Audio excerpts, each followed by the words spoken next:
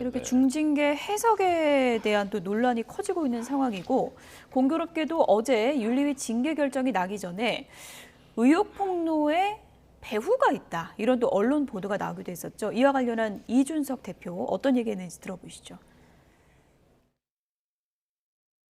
선거 뛰었던 그 시기 동안에도 정말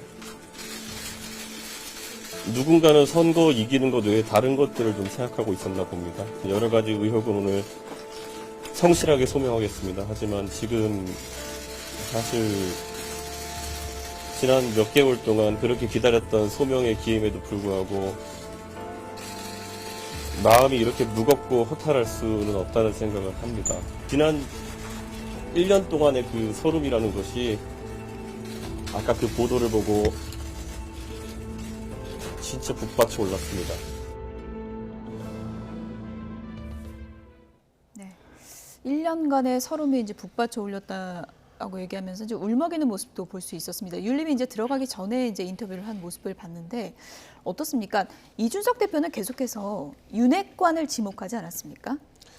근데 이제 윤리위 배후에 뭐 정치적인 입김이 있었다 이런 것들은 여러 가지 한 주장의 갈래인데요. 예. 제가 그 부분에 대해서 뭐 이렇다 저렇다 아는 바도 없고 확인을 할 수도 없는 부분이고요.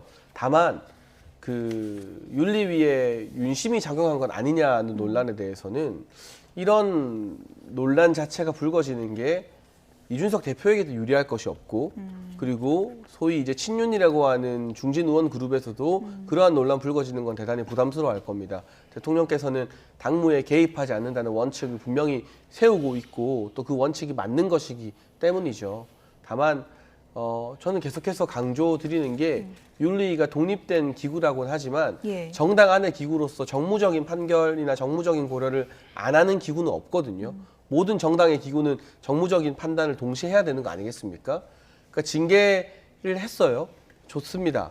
그럼 이 이후에 어떻게 수습할 것인가에 대해서도 윤리위원장이나 윤리위원들이 고민을 안 해도 되는 사람들인가? 그분들도 당직자인 거잖아요. 그러면 고민할 의무가 있었을 텐데 가처분 인용 신청부터 여러 가지 경우의 수들이 뻔히 예상되는 상황에서 글쎄요. 정말 순수하게 우리가 동화처럼 윤리위는 독립적인 기구니까 알아서 판단하는 건 어쩔 수 없어요라고 해야 되는 것인지 아니면 뭔가 물밑에서 당 대표실도 그렇고 뭐 여러 의원들도 그렇고 정치적 타결이나 정치적 해법을 위해서 노력했어야 되는 것은 아닌지 그런 아쉬움이 좀 두고두고 많이 남는 것 같습니다. 네.